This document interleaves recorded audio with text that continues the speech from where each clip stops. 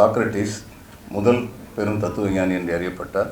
அவருடைய மாணவர் பிளேட்டோ, அவருடைய மாணவர் அரிஸ்டாட்டில். இந்த மிகப்பெரிய தத்துவ ஞானியாக அறியப்பட்ட சாக்ரட்டிஸ் ஒரு வார்த்தை கூட எழுதியதில்லை. அவருடைய சொற்கள் பின்னாளில் அவருடைய சிஷ்யர்களால் ஆவணப்படுத்தப்பட்டன. பொயட்டிக்ஸ் என்ற நூலை எழுதிய அரிஸ்டாட்டில் ஒரு கட்டுரை எப்படி இருக்க வேண்டும் என்று சொல்லும் பொழுது நமக்கு மிக சாதாரணமாக தோன்றுவதெல்லாம் இப்படி வியப்பளிக்கக்கூடியதாக இருக்கிறதே என்று தோன்றும். உதாரணமாக தொடக்கம் என்பதை பற்றி அவர் சொல்வார். Beginning is a beginning which is not preceded by anything else. தொடக்கம் என்பது அதன் முன்னால் ஏதும் இல்லாத ஒரு தொடக்கம் என்று சொல்வார். அதேபோல் முடிவுரை என்பதை பற்றி the end is something which is not succeeded by anything else என்று சொல்வார். content என்று சொல்லும் பொழுது content is something that is caught in between the beginning and the end என்று விளக்கம் கொடுப்பார். இப்படிப்பட்ட ஒரு விளக்கத்துக்குள் அடக்குவது என்பது ஒரு கட்டுரையை, ஒரு கட்டுரை அல்லது ஒரு நூல், ஒரு புத்தகம் என்பது it's a garland of flowers, ஒரு மலர் மாலை. ஆனால் எண்ணச் சிதறல்கள் என்பது it's a bunch of flowers, அவைகள் சிதறிய பூக்கள். இந்த காகித புரட்சியின் சிறப்பு ஒரு எண்ணச் சிதறல் போல் இருந்து கொண்டு அது ஒரு மலர் மாலையாக இருக்கின்றது என்பதுதான். அது எப்படி என்பதை பற்றி இறுதியில் கூறுகின்றேன். போகிற போக்கில் தூவிவிட்டு போவது போல் பல அற்புதமான எண்ணங்களை பல சமயங்களில் கூறியிருக்கிறார் திரு ஸ்டாலின் குணசேகரன் அவர்கள். தன்னுடைய உரையில் குறித்திருக்கிறார், சிலவற்றை திரும்ப திரும்ப நீங்கள் காண்பீர்கள் என்று. கூறியது கூறல் குற்றம் என்பது இலக்கணம், அது ஒரு நூலுக்கு. ஆனால் இது ஒரு நூலாக எண்ணி பேசப்பட்டதில்லை. பல இடங்களில் சொல்ல வேண்டிய கருத்துக்களை திரும்ப திரும்ப சொல்ல வேண்டிய தேவையின் காரணமாக சில சொற்கள், சில நிகழ்வுகள் திரும்ப திரும்ப வந்திருக்கின்றன என்பதனை நம்மால் புரிந்து கொள்ள முடியும். அற்றை தமிழர் நோக்கும் இற்றை தமிழர் போக்கும் என்ற ஓர் உரையை முதலில் டெக்சாஸ் மாநிலத்தில் நான் நிகழ்த்தினேன். அதற்கப்புறம் மும்பாயில் நண்பர் குமரராஜனுடைய வேண்டுகோளின்படி அங்கு நிகழ்த்தினேன் அதே உரை. பின்னர் சென்னையில், அதற்கு பிறகு கூடலூரில், அதற்கு பிறகு தென்காசியில், அதற்கு பிறகு தஞ்சாவூரில், கிடைத்தால் இன்னும் 100 இடங்களில் உரைகள் நிகழ்த்துவேன் அதே உரையை. ஏனென்றால் பார்வையாளர்கள் மாறிக்கொண்டே இருக்கின்றார்கள். அந்த செய்தி எல்லோருக்கும் போய் சேர வேண்டும் என்ற அந்த தாகம்தான் திரு ஸ்டாலின் குணசேகரன் சில இடங்களில் திரும்ப திரும்ப கூறியிருக்கிறேன் என்று கூறுவது. அது கூறல் மிக தேவையானது என்பது தெளிவு. நீரின் ரமையாத உலகு என்று வள்ளுவர் சொன்னார், நூலின் ரமையாத உலகு என்று திரு ஸ்டாலின் குணசேகரன் மிக அற்புதமாக சொல்லியிருக்கிறார். இந்த 30 பத்திகளாக 30 பொழிப்புரைகள், சொற்பொழிவுகள், வேறு வேறு இடங்களில் நிகழ்த்தப்பட்ட சொற்பொழிவுகள் இங்கு தொகுக்கப்பட்டிருக்கின்றன. ஒவ்வொரு உரையிலும் சில மிக சிறப்பான செய்திகள் வருகின்றன. எனக்கும் அவருக்கும் உள்ள ஒரு நெருங்கிய உறவு, இருவருமே வள்ளுவனையும் பாரதியையும் உபாசிப்பவர்கள் என்பதுதான். வள்ளுவரை பற்றி மிக அழகாக ஒரு இடத்தில் குறிப்பிடுகின்றார். வள்ளுவருக்கு சிலை எழுப்பி விட்டோம், வள்ளுவருக்கு கோட்டம் கட்டிவிட்டோம், ஆனால் வள்ளுவருடைய கருத்துக்களை எந்த அளவுக்கு இன்று நாம் பின்பற்றி கொண்டிருக்கின்றோம். எப்பொருள் யார் யார் வாய் கேட்பினும் அப்பொருள் மெய்ப்பொருள் காண்பதறிவு என்று சொன்னாரே, அதை எந்த அளவு பின்பற்றி கொண்டிருக்கின்றோம் என்று கேட்டார். இது மிக ஆழமான அர்த்தமுள்ள ஒரு கேள்வி. இதைப்போல் நிரவி கிடக்கின்றன பல கருத்துக்கள், பல கேள்விகள். இவர் எவ்வளவு படித்திருக்கின்றார் என்பது இவருடைய உரைகளிலிருந்து யார் யாரையெல்லாம் மேற்கோள் காட்டுகின்றார். ஸ்டீஃபன் ஹாக்கிங் ஆகட்டும், பேனா அப்புஸ்வாமி ஆகட்டும், தோரோ ஆகட்டும், மகாத்மா காந்தியடிகள் ஆகட்டும், அன்னி பெசன்ட் ஆகட்டும், சொல்லிக்கொண்டே போகலாம்.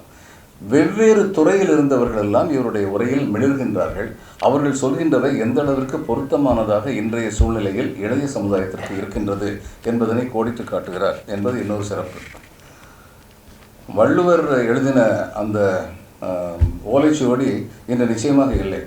ஏனென்றால் இந்த ஓலைச்சுவடிகள் 300-400 ஆண்டுகளுக்கு மேல் உயிர்ப்புடன் இருக்க இயலாது, அவைகள் அழிந்துவிடும். எனவே பிரதி எடுத்திருக்கின்றார்கள், தொடர்ந்து பிரதி எடுத்திருக்கின்றார்கள். அதன் காரணமாக நம்முடைய நல்வினை பயன் காரணமாக அந்த வள்ளுவம் நமக்கு கிடைத்திருக்கின்றது. அண்மை காலத்தில் வாழ்ந்து மறைந்த ஒரு தன்னிகரற்ற ஒரு தமிழறிஞர் பெருஞ்சித்திரனார். அவர் மறைந்த பொழுது முதலமைச்சராக இருந்த பெரியவர் அவருடைய வீட்டிற்கு சென்று மரியாதை செலுத்தும் பொழுதுதான் அந்த தெரு மக்களுக்கு இப்படிப்பட்ட ஒரு பெரியவர் நம்மிடையே வாழ்ந்திருக்கின்றார் என்பதே தெரியும். அதுவரை தெரியாது.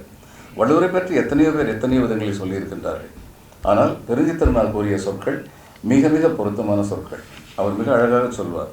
எவ்வூரும் எந்நாடும் எவ்வினமும் வள்ளுவனை தம் நாட்டான் தம்மினத்தான் தம்மூரான் என்று கொள்ளும். பெற்றி திருமான் பிறலறிய மெய்ப்புகழும் வற்றி எனும் வாழ்க்கை வளம்பெருக்கும் நல்லாசான் நல்லறத்தின் வித்து நடுவூர் பழுத்த மரம் இல்லறத்தை காத்த எழில் தந்தை செந்தமிழின் ஆட்சிக்கு மாட்சி கொடுத்து இருந்த மாப்புலவன் பாட்டிறைவன் கல்வி கதிரோன் கருத்துக்கு சொல்லுளவன் பல்துரைக்கும் உள்ளொளியால் பாட்டுரைத்த செம்புலவன் தன் பெயர் கூறா தனித்தகையோன் ஆழ்ந்தகன்ற பேரறிவால் ஆன்ற முதல் நூலான் காழ்த்த அறிவுமணி கங்குகரையற்ற கடல். The sea has no borders. எப்படிப்பட்ட ஆழமான உண்மையான சொற்கள் வள்ளுவத்தை பற்றி கூறியிருக்கின்றார். இவருடைய உரைகள் அத்தனையிலுமே வள்ளுவம் கூறிய கருத்துக்கள் நிரவி கிடப்பதை நாம் பார்க்க முடியும். வள்ளுவம் அனைவருக்கும் எக்காலத்திற்கும் பெரும்பான்மை எக்காலத்திற்கும் பொருத்தமான ஒரு நூல். அதை உலக பொது மறை என்று சொல்வதை விட வள்ளுவத்தை கேவலப்படுத்துவதற்கு எதுவுமே இருக்க முடியாது. ஏனென்றால் மறை என்பது வேதம் என்ற வடமொழி சொல்லுக்கு மறை என்று தமிழில் மொழிபெயர்த்தார்கள். ஏன் மறை என்று சொன்னார்கள்? அது மறைக்கப்பட்டது. வேதம் ஒரு சிலரால் மட்டுமே கற்க வேண்டியது, சொல்லிக் கொடுக்க வேண்டியது. எல்லோரும் வேதத்தை கற்க முடியாது. ஆனால் அதனால்தான் மறை என்று வேதத்திற்கு தமிழில் பெயர் வைத்தார்கள். ஆனால் வள்ளுவம் it's like a open didactic dialogue between two friends. அப்படிப்பட்ட ஒரு நூல். அதை மறை என்று சொல்வது அதற்கு பெருமை சேர்ப்பதல்ல.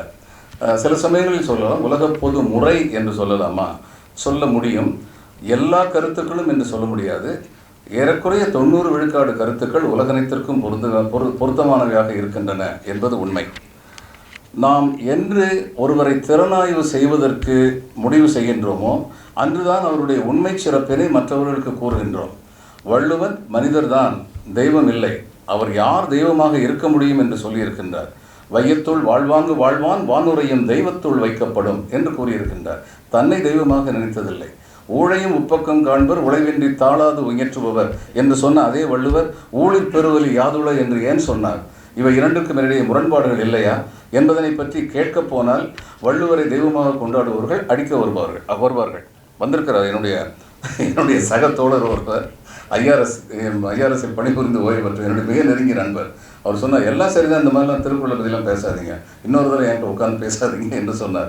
எல்லாமே விமர்சனத்துக்கு உட்பட்டவை என்பது தான் வள்ளுவர் சொன்னார். எப்பொருள் யார் யார் வாய் கேட்பினும் அப்பொருள் மெய்ப்பொருள் காண்பது அறிவு என்று வள்ளுவர் சொன்னார்.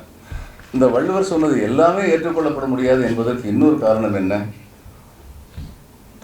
பெண்களை பற்றி என்ன சொன்னார்? அவர்கள் கண் திறந்தால் மழை பெய்யும் என்று சொன்னார். ஒரு குறள் ஒன்று இருக்கின்றது. இந்த குறள் கணவனை தெய்வமாக நினைக்கும் பெண் அவள் எண்ணினால் மழை வரும் என்ற பொருளில் ஒரு குறள் இருக்கின்றது.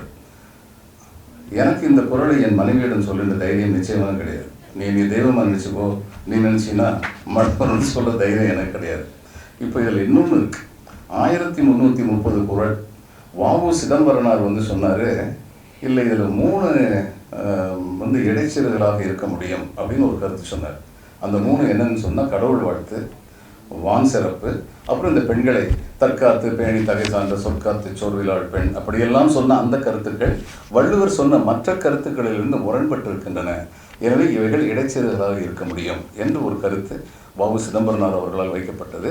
ஆனால் அதன் பிறகு அதற்கு தொடர்ச்சியாக எந்த ஆய்வுமே நடக்கவில்லை. லியோ டால்ஸ்டாய் வள்ளுவரை படித்தார். மகாத்மா காந்திக்கு அவர் கடிதம் எழுதும்போது வள்ளுவரை பற்றி சொன்னார். வள்ளுவருடைய 3 குறட்பாக்களை அவர் கோடிட்டு காட்டி மகாத்மாவுக்கு சொன்னார். இந்த விவரங்கள் தமிழ்நாட்டில் எத்தனை பேருக்கு தெரியும்? என் நல்வினை பயன் காரணமாக எனக்கு மிகச்சிறந்த ஒரு தமிழாசிரியர் ஒருவர் இருந்தார். திருக்காட்டு பள்ளியிலிருந்து திண்டுக்கல் புனித மரியாள் உயர்நிலைப் பள்ளியில் நான் படிக்கும்போது என் தமிழாசிரியராக இருந்தார். அவர் இதை எனக்கு அப்பொழுது சொல்லியிருக்கிறார். நான் கேட்டு வியந்திருக்கிறேன். இதை தமிழ்நாடு முழுமைக்கும் சொல்வதற்காகத்தான் குணசேகரன் தன்னுடைய நூலில் அதை குறிப்பிட்டிருக்கிறார். இன்னா செய்தாரை ஒருத்தல் அவர்னான நன்மையும் செய்துவிடல் என்ற குறள் இன்னும் 2 குறட்கள். லியோ டால்ஸ்டாயால் மகாத்மா காந்திக்கு எழுதிய ஒரு கடிதத்தில் அவர் இதை குறிப்பிட்டிருக்கிறார். சிவில் டிசோபீடியன்ஸ் என்ற தோருடைய நூலை படித்ததன் பின்னால் தான் சத்தியாகிரகம் என்ற ஒரு மாபெரும் ஆயுதத்தை கையில் எடுக்கும் எண்ணம் மகாத்மா காந்திக்கு தோன்றியது. இப்படி பல செய்திகள் இங்கு நிலவி கிடக்கின்றன. முதல் சுதந்திர போர் அது மிகச் சிறப்பாக சொல்லியிருக்கிறார். நிச்சயமாக தமிழ்நாட்டில் மட்டுமல்ல, இந்தியாவில் உள்ள எல்லாருக்குமே தெரிய வேண்டும். 1857 நடந்த போர், வெள்ளையர்களுக்கு எதிராக நிகழ்த்தப்பட்ட போர் அதை முதல் சுதந்திர போர் என்று மிகைப்படுத்தி நம்முடைய வரலாற்று ஆசிரியர்கள் சொன்னார்கள். சிப்பாய் மியூட்டினி என்று குறைப்படுத்தி ஆங்கிலேயர் சொன்னார்கள். It's in between the two. ஏனென்றால் அந்த யுத்தம் ஆங்கிலேயர்களுக்கு எதிராக நடத்தப்பட்ட பொழுது மகாராஜா ரஞ்சித் சிங், லாகூரை தலைநகராக கொண்டு ஆண்ட சீக்கிய மன்னர், அவர் இந்த யுத்தத்தில் கலந்து கொள்ளவில்லை. தென்னிந்தியாவில் இருந்தவர்களுக்கு அப்படி ஒரு யுத்தம் நடக்கிறது என்றே தெரியாது. பிறகு எப்படி அது முதல் இந்திய சுதந்திர போராக இருக்க முடியும்? நிச்சயமாக இருக்க முடியாது. அதற்கு முன்னால் நடந்த வேலூர் போர் என்னவாயிற்று? அதற்கு முன்னால் போராடிய வீரபாண்டிய கட்டபொம்மனுடைய போர், பூலித்தேவனுடைய போர், இவைகளெல்லாம் என்னவாயிற்று என்று பார்த்தோம் என்றால், வரலாறு என்பது வென்றவர்களால் எழுதப்படுகின்ற சில உண்மைகளையும் சில கற்பனைகளையும் சேர்த்து வைத்து எழுதப்பட்ட ஒரு நூல் என்பது தெரியும். அப்படித்தான் முதல் சுதந்திர போர் என்று வர்ணிக்கப்பட்டது. இதை கோடிட்டு காண்பித்து தன்னுடைய அளப்பரிய கண்ணியத்தின் காரணமாக கோடிட்டு காட்டு முடித்து கொண்டார் திரு ஸ்டாலின் குணசேகரன் அவர்கள். அதை இன்னும் விரிவாக ஆய வேண்டிய கடமை இந்திய வரலாற்று ஆய்வாளர்களுக்கு இருக்கிறது. இந்திய இராணுவம், இந்தியன் நேஷனல் ஆர்மி, நேதாஜி சுபாஷ் சந்திர போஸ் இந்திய நேஷனல் ஆர்மி ஆற்றிய பங்கு, அதற்கு சமமாக நேவல் ரிவோல்ட், மும்பையில் நேவல் ரிவோல்ட் நடந்தது. இது இந்தியன் நேவல் ஃபோர்ஸில் இருந்த நம்முடைய இந்திய பணியாளர்கள் அவர்கள் ஒரு போராட்டம் நடத்தினார்கள். அந்த போராட்டத்தின் பின்னால், இங்கு இந்தியாவிற்கு சுதந்திரம் கிடைத்ததற்கு பின்னால் ஆட்லி வந்தார். இந்தியாவின் பிரிட்டன் பிரதம மந்திரியாக இருந்த ஆட்லி வந்தார். அது செய்தியாக அவர் கல்கத்தா சீஃப் ஜஸ்டிஸ் அவரிடம் பேசிக் கொண்டிருந்த பொழுது அது ஸ்டேட்ஸ்மேன் என்ற பத்திரிகையில் அந்த நாளில் செய்தியாக வந்தது. சீஃப் ஜஸ்டிஸ் கேட்டார், so you ultimately you knew that you cannot stand against Gandhiji's civil obedience movement, disobedience movement என்று. காந்தியின் போராட்டத்துக்கு எதிராக நிற்க முடியாது என்று உணர்ந்து கொண்டீர்களா, வெளியே சென்று விட்டீர்களா என்று கேட்டார்.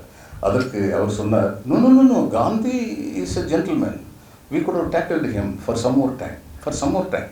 காந்தி இறுதியாக வென்றிருப்பார்.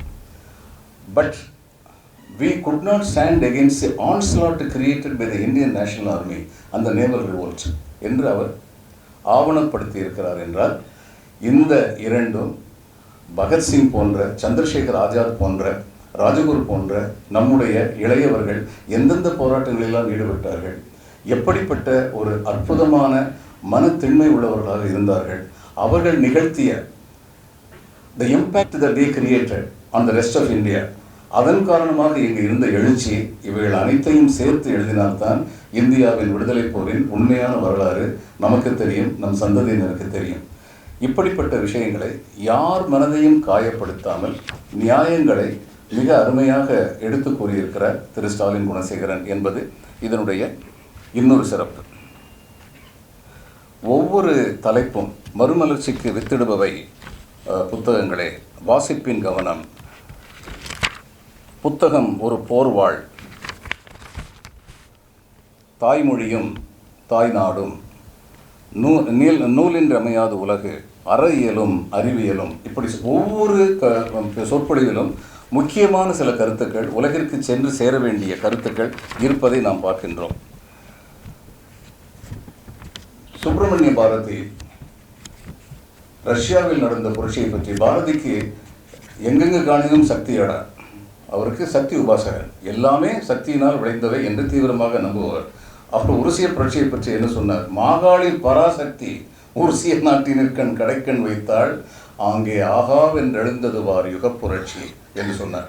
ஜெயகாந்தன் ஒரு தரம் சொன்னார், இந்த வார்த்தையை பாரதி கூறிய பொழுது இந்த நாட்டில் பொது உடைமை கட்சி என்று ஒரு கட்சியே இருந்ததில்லை அவர் சொன்னார் என்று. அவர் சொல்லாத இன்னொன்றை குணசேகரன் சேர்த்து சொன்னார். வஉசி ஒரு தொழிலாளர் யூனியன் துவங்கிய பொழுது, தூத்துக்குடியில் துவங்கிய பொழுது இந்த நாட்டில் கம்யூனிஸ்ட் கட்சியே கிடையாது.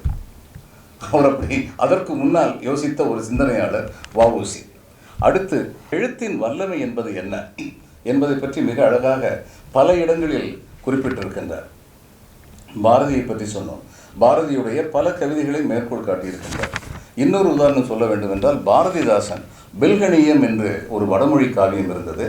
அதை பாரதிதாசன் தமிழ் வழிப்படுத்தினார், தமிழ் காவியமாக எழுதினார். அந்த சுருக்கமாக சொல்வதென்றால், மன்னவன் தன்னுடைய மகளுக்கு ஆசிரியரை கொணர வேண்டும் என்று நினைத்தார். ஆனால் ஆசிரியர் இளைஞராகவும் அழகாகவும் இருந்ததனால் இவள் மையல் பட்டுவிடக்கூடாது என்பதற்காக இவர் ஆசிரியருக்கு கண் தெரியாது என்று சொல்லிவிட்டார் பெண்ணிடம். ஆசிரியரிடம் பெண் தொழுநோயால் பாதிக்கப்பட்டிருக்கிறாள் என்று சொல்லி இடையில் திரையை போட்டு விட்டார். ஒரு நாள் இவர் வானத்தில் இருக்கின்ற நிலவை பார்த்து பாடிக்கொண்டிருந்தார். நின் கோலமெல்லாம் காட்டிவிட்டால் கொள்ளையிலே உலகம் சாமோ என்றெல்லாம் அற்புதமான ஒரு கவிதை. இதை கேட்டவுடன் இளவரசிக்கு சந்தேகம் வந்தது. கண் தெரியாதவர் எப்படி நிலவை பார்த்து இப்படி பாடுகிறார் என்று திரையை விலக்கி பார்த்து பின்பு காதல் வயப்பட்டார்கள். அதன் காரணமாக அந்த புரட்சி கவி என்பதுதான் அந்த காவியத்தின் தலைப்பு. அந்த புரட்சி கவிக்கு அரசர் மரண தண்டனை விதித்து விட்டார். இந்த மரண தண்டனை விதித்த பின்னால் அவர் என்ன சொன்னார்? ஷேக்ஸ்பியர் ஜூலியஸ் சீசர் நாடகத்தில் அவர் சொல்லுவார், முதலில் புரூட்டஸ், ஜூலியஸ் சீசரை கொன்றவர்களில் ஒருவர் புரூட்டஸ் மிக நேர்மையானவர். ஜூலியஸ் சீசர் ஒரு சர்வாதிகாரியை ஆகிக் கொண்டிருக்கிறார், இந்த நாட்டின் குடியரசு போய்விடும் என்ற அச்சத்தின் காரணமாக ஒரு நல்லவர் தங்களுடைய சுயநலத்திற்காக ஜூலியஸ் சீசரை கொல்ல வேண்டும் என்று நினைத்து மற்றவர்களுடன் சேர்ந்து கொன்று விட்டார். ஆனால் கொன்ற பின்னால் அவர் பேசுவார், மக்களிடம் உரையாற்றுவார். Not that I loved Caesar less but that I loved Rome more என்று சொல்வார். மக்கள் வாட் அன் ஆனரபிள் ஜென்டில்மேன் என்று அவரை ஆமோதிப்பார்கள். அதற்கு பின்னால் மார்க் ஆண்டனி வருவார். மார்க் ஆண்டனி சொல்லுவார், I have come to bury Caesar not to praise him. நான் சீசரை புதைப்பதற்காக வந்திருக்கிறேன், புகழ்வதற்காக வரவில்லை. The good that men did is oft interred with the bones. மனிதர்கள் செய்த நல்ல காரியங்கள் அவருடைய எலும்புகளோடு சேர்ந்து கரைந்துவிடும் என்று சொல்லி வரிசையாக சீசருடைய நற்காரியங்களை எல்லாம் சொல்வார். சொல்லி ஒவ்வொரு தரம் இடையில் சொல்வார், and they killed Caesar but they are honourable gentlemen என்று 4 வரைக்கும் ஒரு தரம் சொல்லிக்கொண்டே போவார். 3வது தரம் அவர் தே ஆர் ஆனரபிள் ஜென்டில்மென் சொன்னவுடன் கூட்டத்திலிருந்து ஒருவர் ஆனரபிள் ஜென்டில்மென் ராஸ்கல்ஸ் என்று முதலில் ஆரம்பிப்பார். தன்னுடைய வாத திறமையின் காரணமாக மக்கள் மனதை திருப்பி விடுவார், கொலை செய்தவர்கள் ஓடிவிடுவார்கள். இதை ஷேக்ஸ்பியர் மிக அழகாக எடுத்து காட்டியிருப்பார். அதைப்போல் இந்த புரட்சி கவி மரண தண்டனை விதித்த பின்னால் பேசுவதற்கு வாய்ப்பளிக்க வேண்டும் என்று சொன்னவுடன் அவருக்கு வாய்ப்பு அளிக்கப்படும். உடனே அவர் சொல்வார், பேரன்பு கொண்டோரே, பெரியோரே, என் பெற்ற தாய்மாரே, நல்லிளஞ்சிங்கங்காள், நீரோடை நிலங்கிழிக்க, நெடுமரங்கள் நிறைந்து பெரும் காடாக்க, பெருவிலங்கு நேரோடி வாழ்ந்திருக்க, பருக்கை கல்லின் நெடுங்குன்றில் பிளஞ்சேற, பாம்பு கூட்டம் போராடும் பாழ்நிலத்தை புதுக்கியவர் யார்? அந்த நாளில் அழகு நகர் உண்டாக்கி, சிற்றோரும் மரப்படுத்த வயலும் 6 தேக்கியனல் வாய்க்காலும் வகைப்படுத்தி, நெற்சேர உழுது பயன் விளைத்த நிறையுழைப்பு தோள்களெல்லாம் எவரின் தோள்கள்? கற்பிளந்து மலைபிளந்து கனிகள் வெட்டி கருவியெல்லாம் செய்திருந்த கைதான் யார் கை?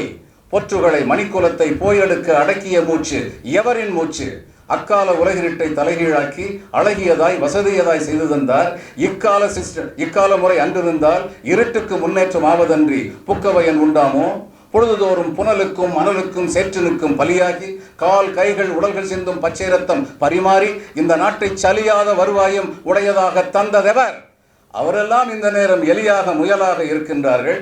ஏமாந்த காலத்தில் ஏற்றம் கொண்டோர் புலிவேஷம் போடுகின்றார். பொதுமக்கள் கருத்துக்கு புல்லளவு மதிப்பேனும் தருகின்றாரா என்று சொன்னவுடன் மக்கள் அவர் பக்கம் சேருவார்கள். அடுத்து அந்த ராஜ்யம் எப்படி கவிழ்ந்தது என்று விவரங்களை சொல்லிக் கொண்டிருக்க மாட்டார் கவிஞர். மன்னவர் சென்று விட்டார் என்றதோடு முடித்துக் கொள்வார். இதில் முக்கியமான விஷயம் சொல் வன்மை, எப்படிப்பட்ட வன்மை என்பதனை மிகச் சிறப்பாக பாரதிதாசன் சுட்டிக்காட்டியிருப்பார், அழகாக எழுதியிருப்பார். அப்படிப்பட்ட சொல் வன்மையினை பற்றி நீண்ட நெடுகிய பல உரைகள், பல சொற்கள், பல மொழிகள் இந்த நூலில் காணப்படுகின்றன. இந்த நூல் அனைவராலும் போற்றப்பட வேண்டிய நூலா? இந்த நூல் விமர்சனத்திற்கு அப்பாற்பட்டதா? இது விமர்சனத்திற்கு அப்பாற்பட்டதில்லை, ஆனால் இது அனைவராலும் போற்றப்பட வேண்டிய ஒரு நூல். மெக்காலேயுடைய எஜுகேஷனல் சிஸ்டம், அதனுடைய நன்மை தீமை இரண்டையும் பார்ப்போம். தீமை என்னவென்றால் நம்முடைய தாய்மொழியில் கற்பது நமக்கு தடுக்கப்பட்டது. அவர் மெக்காலே என்ன எழுதினார்? We should produce a class of persons, Indians in blood and color, but English in case, morals, etc. என்று எழுதினார். அப்படிப்பட்ட ஒரு குடிமை சமுதாயத்தை, ஒரு அடிமை சமுதாயத்தை உருவாக்கி விட்டோம் என்றால் அவர்கள் என்றென்றும் பிரிட்டிஷ் பேரரசுக்கு விசுவாசமாக இருப்பார்கள் என்று நினைத்தார். அப்படித்தான் ஆங்கில மொழியில் பாடங்கள் கற்பிக்கப்பட்டன. அப்படித்தான் தங்களுடைய வணிக பொருளாதாரத்தை மேம்படுத்துவதற்காக ரயில்கள் இந்தியா முழுவதும் ரயில் பாதை இடப்பட்டது. இந்தியா முழுவதும் ரயில்கள் வந்து செல்ல தொடங்கின. நான் மேற்கு வங்கத்தில் பணிபுரிந்திருக்கிறேன். பேரக்பூர் என்ற இடத்தில் சணல் ஆலைகள் நிறைய உண்டு. அந்த சணல் ஆலைகள் இந்த மான்சூன் பருவ காலத்தில் அந்த சணல் செடி அப்படியே தண்ணீரில் மூழ்கி விடுவார்கள். அது அழுகிய பின்னால் அதை எடுத்து பிரித்து சணல் கயிறு உருவாக்கப்படும். இந்த சணல் கயிறை உருவாக்கிய விவசாயிகள் ஜூட் ஃபேக்டரி என்று, ஜூட் மில் என்று சொல்லுகின்ற பெருந்தனக்காரர்களிடம் அந்த நூலை கொடுத்து விடுவார்கள். இந்த தங்களுடைய வியாபாரம் நடப்பதற்கு எவ்வளவு தூரத்திற்கு சரியாக முயற்சி எடுத்தார்கள் ஆங்கிலேயர்கள் என்றால், அந்த ஜூட் மில் இருக்கிறதே, அந்த ஜூட் மில்லில் எந்த இடத்தில் இந்த நூல் அத்தனையும் சேர்த்து கொண்டு வரப்படுமோ அந்த இடம் வரை ரயில் செல்லும். ஃப்ரம் ஃபார்ம் டு போர்ட் என்று சொல்வது போல் உடனடியாக நேரடியாக கொள்முதல் செய்து விற்பதற்கு எடுத்து சென்று விடுவார்கள். எனவே ஆங்கில அடிமைத்தனம் உள்ள மக்களை உருவாக்குவோம் என்று நினைத்தார்கள். தங்களுடைய வியாபாரம் முன்னேற வேண்டும் என்று நினைத்தார்கள். அதற்காக இவ்வளவெல்லாம் செய்தார்கள். இறுதியில் என்ன ஆயிடுச்சு? ஒருவர் மொழி இன்னொருவருக்கு புரியாத நிலையில் இந்த இந்திய மக்கள் ஆங்கிலம் பேசியதனால் ஒருவர் பேசியதை இன்னொருவர் புரிந்து கொண்டார்கள். ரயில் பயணம் வந்ததனால் ஒரு மாநிலத்திலிருந்து இன்னொரு மாநிலத்திற்கு போவது எளிதாகிவிட்டது. அதன் காரணமாக இந்திய விடுதலை போருக்கு வித்திடப்பட்டது. எனவே உங்கள் சுயநலத்திற்காக செய்யும் காரியங்கள் சில நாள் உங்களுக்கு பயனளிக்கலாம், ஆனால் என்றென்றும் பயனளிக்காது. இதை ஆங்கிலேயர்கள் உணர்ந்து கொள்ளவில்லை. நாம் அந்த நாளில் ஒன்றுபட்டு நின்றதற்கு முக்கியமான ஒரு காரணம் ஆங்கிலேயர்கள் தங்கள் சுயநலத்திற்காக செய்த காரியங்கள் தான். அனந்தரங்க பிள்ளை என்று ஒரு மாமனிதர் இருந்தார், பல மொழிகள் தெரிந்தவர். அவருடைய டைரி நாட்குறிப்பு நூல்களாக வந்திருக்கின்றன. அந்த நூல்களாக வந்திருப்பவை ஒரு பெரிய வரலாற்று களஞ்சியமாக இருக்கின்றது. அதை பற்றி குணசேகரன் மிக அழகாக கோடிட்டு இந்த நூலில் பல விஷயங்கள் கோடிட்டு காட்டப்பட்டிருக்கின்றன. ஏனென்றால் அவைகளை விவரமாக அவர் எழுதினார் என்றால் அவர் இந்த தமிழகத்தில் புது என்சைக்ளோபீடியா உருவாக காரணமாக இருந்தவர் என்ற பெயர் பெற்று விடுவார். ஒரு 30 வால்யூம் 50 வால்யூம் எழுத வேண்டியிருக்கும். எனவே எல்லாவற்றையும் ஆழமாக கோடிட்டு காண்பித்திருக்கின்றார். செண்பகனூர் என்ற ஒரு கொடைக்கானலுக்கு பக்கத்தில் கத்தோலிக்க குருமார்களுக்கு பயிற்சி பள்ளி ஒன்று இருந்தது. அங்கு இருந்த ஒருவர் அந்த காலத்தில் ராமநாதபுரத்தை பற்றி the country the land of Maravas என்று ஒரு நூல் எழுதினார். முதல் முறையாக ராமநாதபுரத்திற்கும் மதுரைக்கும் உள்ள போர்களுக்கான காரணங்கள் என்ன என்பதை பற்றியெல்லாம் கூறும் மிக அவர் எதற்காக எழுதினார் என்றால், ரோம் போப்பாண்டவருக்கு தாங்கள் வசிக்கின்ற இடத்தில் உள்ள சூழ்நிலையை பற்றி சொல்வதற்காக எழுதினார். ஆனால் அது மிகப்பெரிய வரலாற்று ஆவணமாக ஆகிவிட்டது. ஏனென்றால் இந்த ஆவணங்கள் இவர் எழுதிய இந்த அனந்தரங்கம்பிள்ளை எழுதின டைரி ஆகட்டும், கத்தோலிக்க குருமார்கள் எழுதியதாகட்டும், இவர்கள் எந்தவித சொந்த சுயநல நோக்கத்திற்காகவும் எழுதவில்லை. They were just a record of facts. உண்மைகளை மட்டும் எழுதியதன் காரணமாக இன்று அவைகள் நமக்கு மிகப்பெரிய வரலாற்று களஞ்சியங்களாக இருக்கின்றன. அடுத்து மிக முக்கியமாக திரு குணசேகரன் அவர்கள் குறிப்பிட்டது அற இயலும் அறிவியலும். 2ஆம் உலகப் போர் முடிவடைவதற்கு அணுகுண்டுகள் வீசப்பட்டன. அணுகுண்டுகள் வீசப்பட்ட போது 2 அணுகுண்டுகள் வீசப்பட்டன. முதல் அணுகுண்டு நாகசாகியில் முதல் அணுகுண்டு வீசப்பட்ட உடனேயே லிட்டில் பாய் என்று சொன்னார்கள். அந்த பேரழிவை பார்த்து ஜப்பானியர்கள் சரணடைவது என்று தீர்மானித்து விட்டார்கள். அடுத்து ஹிரோஷிமாவில் வீசினார்களே, எதற்கு தெரியுமா?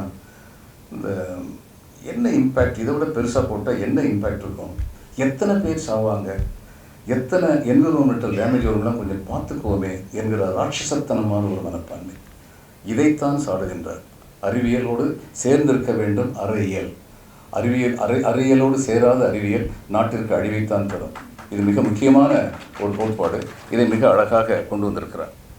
அதை தவிர நம்மில் பல பேர் இந்த கல்லணையை பற்றி பேசும் பொழுதெல்லாம் கரிகாலன் கட்டி வைத்தான் கல்லணை என்று திரைப்படங்களில் மேற்கொண்டு பாடல்கள் வந்துவிட்டன. சில பேர் என்ன சொல்வார்கள், இது கரிகாலன் கட்டியதே இல்லை, என் பட்டினப்பாலை எழுதின ஒருத்தரங்கண்ணனார் இவனுடைய அணையை பற்றி ஒரு சொல் கூட சொல்லவில்லையே, அப்படி இருக்கும்போது இதை எப்படி கரிகாலன் கட்டியிருக்கின்றான் என்று. இந்த குழப்பத்திற்கு காரணம் அதனுடைய பெயர். அணை என்பது நீரை தேக்கி வைப்பது, பெராஜ் என்பது நீரை ஒழுங்குபடுத்துவது, கல்லணை என்பது நீரை ஒழுங்குபடுத்துவது. அது அணை அல்ல, இட்ஸ் அ பெராஜ். அதன் காரணமாகத்தான் அதை பற்றி ஒருவேளை அவர்கள் எழுதாமல் இருந்திருக்கலாம். ஆனால் மிக பல நூற்றாண்டுகளுக்கு பின்னால் வந்த சர் ஆர்தர் காட்டன் என்ற ஒரு பொறியியல் வல்லுநர் ஆந்திராவில் இப்படிப்பட்ட ஒரு அணையை கட்டும் முயற்சியை எடுத்துக்கொண்ட பொழுது அவர் சொன்னார், நான் பெற்ற என் நாட்டில் பெற்ற கல்வி மட்டுமல்ல, இந்த நாட்டின் முன்னோர்கள் கல்லணையை அவர் பராமரிப்பதற்காக சில ஆண்டுகள் அங்கு வேலை செய்தார். அதன் காரணமாக கல்லணையின் நுட்பத்தை புரிந்து கொண்டது அவருக்கு ஆந்திராவில் அந்த வேலை செய்வதற்கு எளிதாக இருந்தது.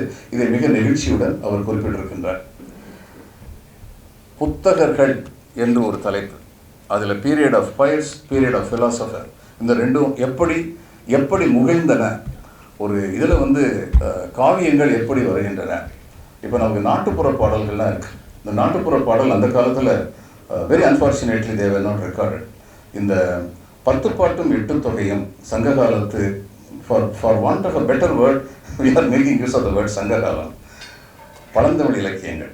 இந்த பழந்தமிழ் இலக்கியங்கள் 10 பாட்டும் 8 தொகையும் கற்றவர்களுக்காக எழுதப்பட்டது. அதனால் அதை படித்தா நமக்கு உடனடியாக புரியாது. ஆனால் 11 கீழ்கணக்கு, நாலடியார், திருக்குறள், இன்னா 40, இணையவை 40, திருகெடுகம், பழமொழி இவையெல்லாம் கற்றவர்களால் மற்றவர்களுக்காக எழுதப்பட்டது. அதனால் தான் இன்று வரை அவைகளை நம்மால் நன்றாக புரிந்து கொள்ள முடிகிறது. எண்ணும் எழுத்தும் என்று தொடங்கும் குரலாக இருக்கட்டும், அல்லது முறை செய்து காப்பாற்றும் மன்னவன் மக்களுக்கு இறையென்று வைக்கப்படும், அல்லற்பட்டு ஆற்றாத கண்ணீர் அன்றே செல்வத்தை தேய்க்கும் படை, அன்பு மரணம் உடைத்தாயின் இல்வாழ்க்கை பண்பும் பயனும், அது சொல்லிக்கொண்டே போகலாம். எத்தனை குரல் சொன்னாலும் நாம் நம்முடைய மொழியை பற்றி நன்றான புரிதல் நமக்கு கிடையாது. ஏறக்குறைய 2500 ஆண்டுகளுக்கு முன்னால் எழுதப்பட்ட ஒரு நூலின் சொற்கள் இன்று வரை நம்மால் எளிதாக புரிந்து கொள்ள முடிகிறது என்பது அவ்வளவு எளிதான செயல் அல்ல. ஆங்கிலத்தில் சாசர் என்ற ஒரு கவிஞர் 600 ஆண்டுகளுக்கு முன்னால் இருந்தார். அந்த சாசர் என்ற கவிஞர் எழுதிய அந்த கவிதையை இன்று உள்ள ஆங்கில மாணவர்கள் புரிந்து கொள்ள முடியாது. So Chaucer's English is translated into normal English by the present day generation. இன்று அவருக்கு அதை மொழிபெயர்த்துக் கொண்டு, ஏன் ஓல்டு என்பதற்கு சாசர் ஆல்டு AULD என்று எழுதியிருப்பார். இப்படி பல சொற்கள் அங்கு வேறு விதமான ஸ்பெல்லிங்கோடு இருந்தன. ஆனால் தமிழில் அன்று எழுதப்பட்டது என்றும். அதனால் தான் சொல்கிறோம், தமிழ் செந்தமிழ் மட்டுமல்ல, இது பைந்தமிழும் கூட. செம்மையான மொழி, கட்டுக்கோப்பான மொழி, இலக்கண சிறப்பான மொழி மட்டுமல்ல, பயில்கின்ற மொழி, ஸ்போக்கன் லாங்குவேஜ் இன்று வரை சிறப்பாக இருப்பதற்கு காரணம் நம் முன்னோர்கள் நமக்கு கொடுத்த இந்த கல்வி செல்வங்கள். இவைகளை மறக்காமல் நாம் போற்ற வேண்டும். எப்படி இந்த நாட்டுப்புற பாடல்கள் அந்த காலத்திலும் இருந்திருக்கும், நிச்சயமாக இருந்திருக்கும். ஆனால் மிக துர்வினை பயன் காரணமாக அவைகள் நமக்கு கிடைக்கவில்லை. சமீபத்தில் கிடைத்த நாட்டுப்புற பாடல்கள், அவைகளை திரு வானமாலை அவர்கள் தொகுத்திருக்கின்றார். அதில் நாம் 1-2 பாடல்களை பார்த்தால் கூட எந்த அளவிற்கு இவர்கள் வாழ்வியலை தங்களுடைய மொழியில் அப்படியே சொல்லி இருக்கின்றார்கள் என்பதை புரிந்து கொள்ள முடியும். ஒரு பெண் தாலாட்டு பாடுவாள், குழந்தை தூங்க வேண்டும் என்று. தாலாட்டு பாடும்பொழுது என்ன சொல்லுவாள்? மாமன் அடித்தானோ மல்லிகைப்பூ செண்டாலே. எனக்கு கூட பிறந்த அண்ணன், ரொம்ப நெருக்கமானவன். அவன் என் பிள்ளைய அடித்தா கூட மல்லிகைப்பூ செண்டால தான் அடிப்பான். அடுத்து சித்தி அடித்தாளோ செவந்தி பூ செண்டாலே. என் தங்கச்சி எனக்கு ரொம்ப நல்லவ தான், அவள் செவந்தி பூ தான் அடிப்பாள். அடுத்தது அண்ணன் பொண்டாட்டி வர்றாங்க, அங்கே பாலிட்டிக்ஸ் இருக்குது, வீட்டுக்குள்ளே நடக்கிற பாலிட்டிக்ஸு. அத்தை அடித்தாளோ அரளிப்பூ செண்டாலே அப்படின்னு சொல்லி அடுத்து சொல்லுவாங்க. அடுத்து வந்து என்ன சொல்லுவாங்க? ஆரடிச்சு நீ எழுத சொல்லி போட்டு தான் எழுவேன். அதில் ஒரு சூட்சமும் இருக்குது. ஏன்னா எப்போ பார்த்தாலும் மாமியார் வந்து இவங்க கூடவே படுத்து தூங்கிட்டு இருக்காங்க, இது இவங்களுக்கு பிடிக்கல. அதுக்கு அந்த புள்ள சொல்லுது, ஆரடிச்சும் நாடுகளை அடுத்த புள்ள கேட்டெழுதேன் அப்படின்னு அந்த புள்ள சொல்லுது. எவ்வளவு அழகா ஒரு குடும்பத்தில் நடக்கிற எல்லா அரசியலையும் எவ்வளவு அழகா 4-5 வரியில் வந்து அவங்க பாடியிருக்காங்க அப்படிங்கிறத பார்க்கும்பொழுது வாழ்வியல் முறைகள் அன்றும் அப்படித்தான் இருந்திருக்கும். நமக்கு சில கர்ண பரம்பரை கதைகளை தவிர நம்முடைய மக்கள் இலக்கியம் முழுமையாக நமக்கு கிடைக்கவில்லை. கம்பர் வந்து ஒரு இடத்துல போய் வயலில் போய் பார்த்தாராம். இந்த தண்ணி இறைச்சிக்கிட்டு இருந்தார் ஒருத்தர். தண்ணி இறைச்சிக்கிட்டு இருந்தவர் வந்து நிறைய பாடல் பாடிட்டே இருந்தார். அப்போ கடைசியாக வந்து அவர் இந்த ஏத்தம் போட்டு இறைப்பாங்களே அந்த மாதிரி இறைச்சிக்கிட்டு இருந்தவர். கடைசியிலேருந்து அவர் சொன்னாராம், தூங்கு பனி நீரேன்னு வரும், மூங்கில் இலை மேலே தூங்கு பனி நீரேன்னு சொன்னாராம். கம்பர் அதுக்கப்புறம் சூரியன் வந்து மறைஞ்சிருச்சு, அதனால் அவர் பாட்டை நிப்பாட்டிட்டு வேலையை முடிச்சு வீட்டுக்கு போயிட்டார். கம்பருக்கு ஒரே குழப்பம், மூங்கில் இலை மேலே தூங்கு பன்னீர், இதுக்கு அடுத்தவர் எப்படி இருக்குன்னு தெரியலையேன்னு சொல்லி யோசிச்சுக்கிட்டே போய் அடுத்த நாள் அவர் தெரியாமல் ஒழிஞ்சிக்கிட்டு உட்காந்தாராம். காலையில் வந்து ஒரு பாடினாராம், சூரியன் வந்துருச்சு, தூங்கு பனி நீரை வாங்கு கதிரோனே அப்படின்னு சொல்லி காலையில் பாடினாராம். அப்போ தான் கம்பருக்கு தெரியும், யார் கம்பர்? ஏத்துதற்குரியோன் இணையலார் கவிஞன், ஒன்பாவிற்குயர் கம்பன் என உயர்ந்தோரால் புகழப்பெற்ற உறவோன், மிடியலார் புலமை பெற்ற மேதை, கவி சக்கரவர்த்தி, எல்லா பட்டத்துக்கும் பொருத்தமானவர். அவருக்கு ஒருத்தர் சொல்லி கொடுத்தாரு. அப்படி சொல்லி நாட்டுப்புற பாடலை பற்றி சொன்னால் அந்த இலக்கியங்கள் எவ்வளவு உயர்ந்த இலக்கியங்களாக இருந்திருக்க வேண்டும். நாம் எப்படிப்பட்ட மிகப்பெரிய பண்பாட்டுக்கு சொந்தக்காரர்கள் என்பதை எண்ணி நாம் அனைவரும் நிச்சயமாக பெருமைப்பட வேண்டும், சந்தேகமே இல்லாமல். என்விரான்மெண்ட் அண்ட் ஃபாரஸ்ட், சுற்றுப்புறச் சூழல் மற்றும் வனத்துறை என்ற ஒரு அமைச்சரவையில் நான் இணை செயலாளராக இருந்த பொழுது ஐக்கிய நாடுகள் சபையுடைய கூட்டங்களில் கலந்து கொள்வதற்காக அடிக்கடி செல்ல வேண்டிய நிலை வந்தது. அப்படி வரும் பொழுது ஒரு தினம் ஜெர்மனியில் என்று நினைக்கிறேன். அப்பொழுது ஒரு ஆங்கிலேயர், இந்த மாதிரி இந்த உலகத்தில் வந்து இந்த கொஞ்சம் விஷயத்தை தூண்டி விடுறதெல்லாம் பெரும்பாலும் ஆங்கிலேயர்களாக தான் இருப்பாங்க. அவர் வந்து சொன்னார், நம்ம தினம் என்ன சாயந்தரம் வந்து ட்ரிங்க்கு, டின்னரு, டான்ஸு, ஏன் அவங்க நாட்டு பெருமையை இப்போ சொல்லுவோமே அப்படின்னாரு. அதுக்கப்புறம் தன் நாட்டு பெருமையை சொல்ல ஆரம்பித்தார். எத்தகைய இடர்பாடுகள் வந்தாலும் ஒரு நாட்டை நாங்கள் ஆட்சி செய்ய வேண்டும் என்று தீர்மானித்து விட்டால் அதை நாங்கள் சாதித்து விடுவோம். அதுக்கு மிகச்சிறந்த உதாரணம் 2 இருக்குது. மொரீஷியஸ்னு ஒரு தீவு. Mauritius was important to the English to have total sway over the Indian ocean. Hindu மகா சமுத்திரத்தின் மேல் முழு கட்டுப்பாடு, தாங்கள் முழு ஆதிக்கத்தை செலுத்த வேண்டும் என்றால் மொரீஷியஸ் தீவு அவர்களுக்கு மிக தேவையானது. அது பிரான்ஸ் நாட்டுக்காரர்களிடம் இருந்தது. இவர்கள் அதை வென்றார்கள். ஆனால் அந்த நாட்டின் சீனி ஆலைகள் அத்தனையும் பிரெஞ்சு குடிமக்களிடம் இருந்தன. இவர்கள் என்ன சொன்னார்கள் அந்நேரம், உங்களுடைய சீனி ஆலைகளை நீங்களே நடத்த வேண்டும் என்றால் நடத்துங்கள், நாங்கள் தலையிட மாட்டோம். நீங்கள் இந்த சீனி ஆலைகளை மற்றவர்களுக்கு விற்றுவிட்டு போக வேண்டும் என்று இருந்தால் முழு விலையை பெற்றுக்கொண்டு போங்கள், உங்களை கௌரவமாக நடத்துவோம். ஆனால் அரசு ஆதிக்கம் மட்டும் எங்களிடம் இருக்கும், அது ஒன்றை மட்டும்தான் நாங்கள் கூறுகிறோம் என்று சொல்லி மொரீஷியஸை தங்கள் கையில் பிடித்து வைத்துக் கொண்டார்கள். இந்த முதல் சுதந்திர போர் என்று வர்ணிக்கப்பட்ட அந்த யுத்தத்தில் லக்னோ கோட்டை, ஆங்கிலேயர்கள் கையில் இருந்த லக்னோ கோட்டை சூழப்பட்டது. சோல்ஜர்ஸ், அதிருப்தி அடைந்த காவலாளிகளால், சிப்பாய்களால் சூழப்பட்டது. அப்பொழுது அங்கே இருந்த கமாண்டன்ட் அவர் வந்து கடிதம் எழுதினார். அந்நேரம் கல்கத்தா தான் இந்தியாவுடைய ஹெட் குவார்ட்டர்ஸ். அவர் வந்து கடிதம் எழுதினார். கடிதம் எழுதும்போது அவர் சொன்னார், இங்கே பெண்கள் இருக்கின்றார்கள், குழந்தைகள் இருக்கின்றார்கள், இங்கு உணவு தட்டுப்பாடு மிக விரைவில் வந்துவிடும். எனவே இப்போதைக்கு சரணடைந்து விட்டு பின்னாளில் நாம் மறுபடியும் கோட்டையை பிடித்துக் கொள்ளலாமா என்று கல்கத்தாவுக்கு செய்தி அனுப்பினார். அங்கிருந்து ஒரு செய்தி தான் வந்தது, ஹோல்ட் ஆன். இது ஒன்று தான் வந்தது. 4 நாட்கள் கழித்து எழுதினார், உணவு ஏறக்குறைய தீர்ந்து விட்டது, நீர் பற்றாக்குறையும் வந்துவிடலாம், சிறுவர்கள் நோயினால் பாதிக்கப்படுகின்றார்கள், எனவே நாம் தற்காலிகமாக சரணடைந்து விடலாமா? உடனே அவர் எழுதினார், ஹோல்ட் ஆன். அதுக்கப்புறம் 3 நாள் கழித்து எழுதினார், 2 குழந்தைகள் இறந்து விட்டார்கள், பெண்களும் பாதிக்கப்பட்டிருக்கின்றார்கள். மறுபடியும் எழுதினார், படைகள் வருகின்றன, ஹோல்ட் ஆன். படை வந்தது. அதுக்கப்புறம் அவங்க வந்து தங்களுடைய அதிகாரத்தை நிலைநிறுத்தி விட்டார். இதை சொல்லிட்டு அவர் சொன்னார், எந்த இடத்தில் எந்த இடர்பாடு இருந்தாலும் சரி, நாங்கள் அதை சற்றும் கவலைப்பட மாட்டோம். ஆதிக்க சக்தியாக எங்களை நிலைநிறுத்த வேண்டும் என்றால் நிலைநிறுத்தி விடுவோம், அது எங்களுடைய வலிமை என்று. அது உண்மைதான். அதுக்கப்புறம் வந்து பிரான்ஸில் இருந்து வந்தாங்க. தேர் கசின்ஸ். ஒருத்தர் பற்றி இன்னொருத்தர் குறை சொல்ல அவங்களுக்கு தூக்கம் வராது. அதனால பிரெஞ்சுக்காரர் வந்து சொன்னார், இந்த போகிற இடத்துலலாம் ஆட்சியை பிடிச்சிக்கிறது, இங்கிலீஷை கட்டாய பாடமாக்குறது, அதை வச்சு நாங்கள் தான், எங்களுடைய கவிஞர்கள் தான் ரொம்ப பேர், ஷேக்ஸ்பியர் தான் உலகத்திலேயே பேர். அவர் ஷேக்ஸ்பியர் பேரை சொல்ல, அதுதான் அதில் உள்ள அந்த கேலி அங்கே தான். அதுக்கப்புறம் யாரோ ஒருத்தன் பேரை சொல்லாது, யார் அவன் தான் உலகத்திலேயே பெரிய கவிஞர், ஷேக்ஸ்பியர் அவன் தான் உலகத்திலேயே பெரிய கவிஞர்னு சொல்லுவாங்க. ஆனால் எங்கள் மோலியர் மாதிரி, எங்கள் டூமா மாதிரியெல்லாம் அந்த ஆள்லாம் பக்கத்துலேயே வர முடியாது. இலக்கியம்னு சொல்லி பார்த்தா உலகத்திலேயே பெரிய ஆள் நாங்கள் தான் அப்படின்னு அவர் சொல்லிட்டு போயிட்டார். அடுத்து ஜெர்மன்கார் வந்தார். இவங்க ஏதாவதெல்லாம் பேசிகிட்டு இருப்பாங்க, மெக்கானிக்கல் பெர்ஃபெக்ஷன் நாங்கள் தான், உலகத்தில் எங்களை யாருமே மிஞ்ச முடியாது அப்படின்னு சொல்லிட்டு அவர் போயிட்டு. அது நிஜம் தான். Even today Germans are very good in mechanical perfection. அப்புறம் சுவிட்சர்லாந்துக்கார் வந்தார். இப்படி தான் ஏதாவது சொல்லி ஒருத்தர் மண்டே ஒருத்தர் உடைச்சிட்டு இருப்பாங்க. ஏதோ எல்லாரும் பணத்தையும் நாங்கள் பத்திரமா வச்சுருக்கனால தான் எல்லாமே உலகத்தில் சரியாக இருக்குது, அதனால் நாங்கள் தான் பொருளாதாரத்தை காப்பாற்றுறோங்க சொல்லிட்டு அவர் போனார். அடுத்து சீனாக்கார் வந்தார். சீனாக்காருக்கு வந்து நம்மளை கொஞ்சம் டீக் பண்ணுங்க.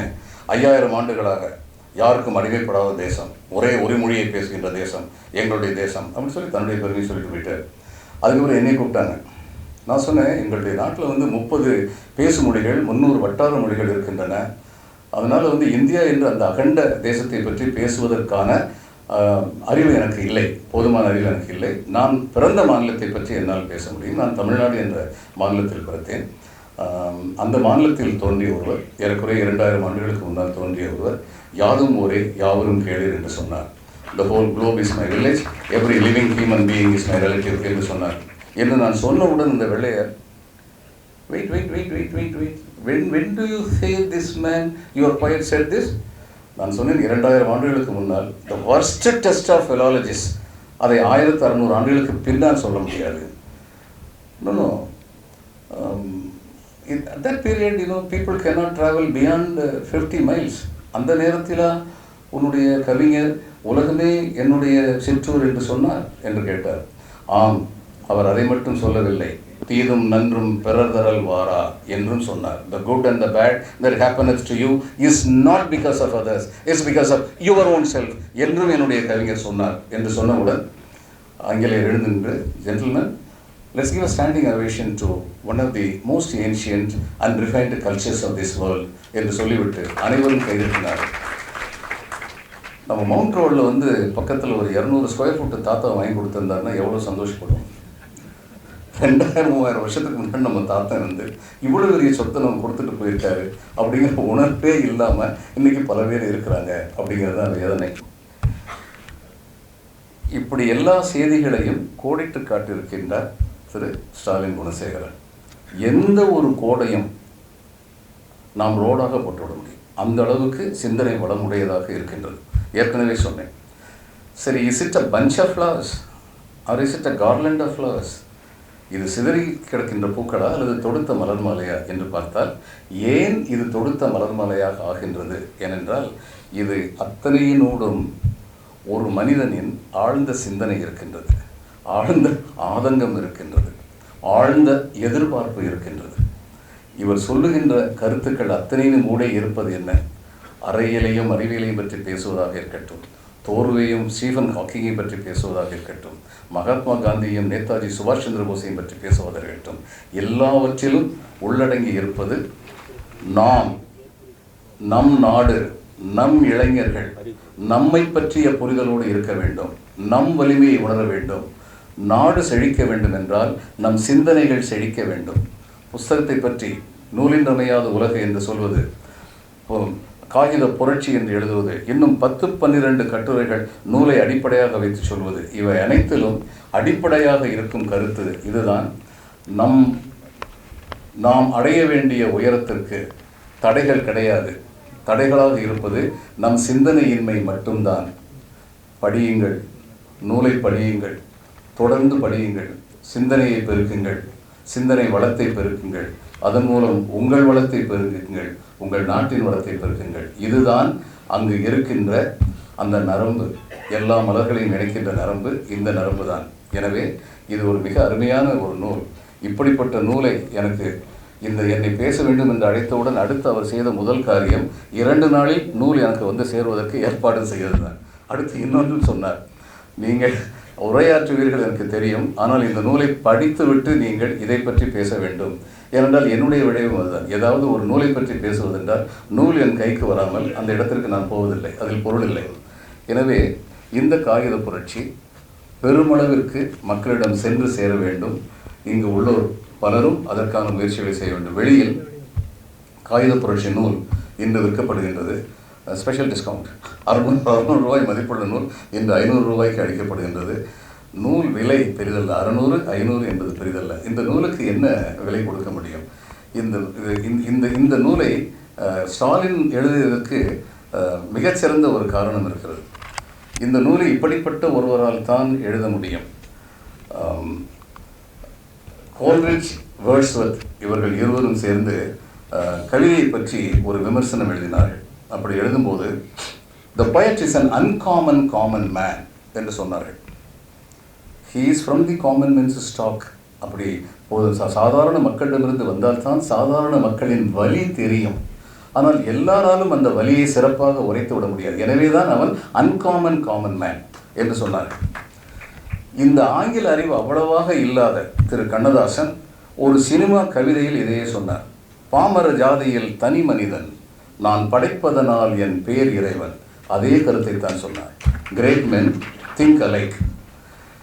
ஒரு கட்சியில் தீவிரமான ஈடுபாடு கொண்ட ஒரு மனிதர், தடியடிபட்டு சிறைக்கு இளம் வயதில் சென்ற ஒரு மனிதர், தன் தீவிரத்தை சற்றும் குறைத்துக் கொள்ளாத ஒரு மனிதர், தான் நடத்துகின்ற இயக்கத்தில் அந்த கட்சியின் பெயர் கூறாமல், அந்த கட்சியின் கொள்கைகளை பரப்பாமல், இது அனைவருக்கும் பொதுவான இயக்கம், இங்கு நான் என்னுடைய அரசியலை பேச மாட்டேன் என்று இன்றளவும் உள்ள உறுதியோடு 25 ஆண்டுகளை தொற்றிருக்கின்றது. இன்றளவும் உள்ள உறுதியோடு இருக்கின்றார். அது மட்டுமல்ல, 3 முறை என்னை பேச அழைத்திருக்கின்றார். காலையில் பிரேக்ஃபாஸ்ட் சாப்பிடலாமா என்று அல்லது மதியம் உணவு இருந்தலாமா என்று கேட்பார். அது எந்த ட்ராப்னு எனக்கு அந்நேரம் தெரியாது. நான் போய் உட்காந்தோன்னே என்ன பேச போகிறீங்க, நான் பொதுவாக இந்த சப்ஜெக்டை பற்றி பேச போகிறேன், நல்லா இருக்குது, ஏதாவது ஒரு அரசியல் கட்சி பேரை சொல்லிட மாட்டீங்கல்ல, அந்த அஷூரன்ஸ் முதல்ல வாங்கிக்குவார். ஏன்னா ரொம்ப குறிப்பாக இருந்தால் அரசியல் இங்கு பேசப்படக்கூடாது, அரசியல் உணரப்பட வேண்டும், ஆனால் அரசியல் பேசப்படக்கூடாது என்பதில் மிக தெளிவாக இருக்கிறார். எனவே இன்னும் பல நன்முயற்சிகளை தொடர்ந்து எடுக்கப் போகும் என்னுடைய நண்பர் திரு ஸ்டாலின் குணசேகரன் அவர்களுக்கு என்னுடைய மனமார்ந்த வாழ்த்துக்கள். அருமையான ஒரு நூல் வந்திருக்கின்றது. நாம் மட்டும் படித்தால் போதாது, இளைய சமுதாயத்தை படிக்க வையுங்கள். ஒரு கன்சியூமரிஸ்ட் சொசைட்டி என்று ஆகிவிட்ட இன்றைய சமுதாயத்தில் இளையவர்களுக்கு அரசியலும் புரிவதில்லை, சமுதாய இயலும் புரிவதில்லை, பொருளாதாரம் புரிவதில்லை. பொருளாதார உயர்வு வேண்டும் என்ற ஒரு எண்ணம் மட்டும்தான் பிரதானமாக இருக்கிறது. நாம் சேர்ந்து அதை மாற்ற வேண்டும். நாம் வாழ்ந்த இந்தியா ஒரு சிறப்பான இந்தியா. நாம் வாழ்ந்த இந்தியாவில் பாரதி என்ற கவிஞனை எல்லோரும் கொண்டாடினார்கள். ஏழை என்றும் அடிமை என்றும் எவனுமில்லை நாட்டிலே, இழிவு கொண்ட மனிதர் என்பது இந்தியாவில் இல்லையே என்று சொன்ன வரகவி பாரதி. இந்த நாடு சுதந்திரம் அடைவதற்கு ஏறக்குறைய 27 ஆண்டுகளுக்கு முன்னால் அவர் சுதந்திரம் அடைந்து விட்டோம் என்று பாடும் பொழுது பாரதிக்கு கர்நாடக சங்கீதம் நன்றாக தெரியும், பரதநாட்டியம் நன்றாக தெரியும், வடமொழி நன்றாக தெரியும். அப்படிப்பட்ட பாரதி சுதந்திரம் அடைந்து விட்டோம், எனவே பரதநாட்டிய கச்சேரி நடக்கட்டும், வீணைகள் இயங்கட்டும், புல்லாங்குழல் இசைக்கட்டும் என்றெல்லாம் சொல்லவில்லை. அவர் சொன்னது ஆடுவோமே, பள்ளு பாடுவோமே, நாம் ஆனந்த சுதந்திரம் அடைந்து விட்டோம் என்று சொன்னார். இந்த சுதந்திரம் யாருக்கான சுதந்திரம் என்பதை பற்றியும் அவருக்கு மிக தெளிவான நோக்கு இருந்தது. பறையரோடு இங்கு தீயர் புலையருக்கும் விடுதலை, பறவரோடு குறவருக்கும் மறவருக்கும் விடுதலை என்று பாடினார். நாம் இருக்கும் நாடு நமது என்பதறிந்தோம். அதை தவிர இன்னொன்றும் சொன்னார்.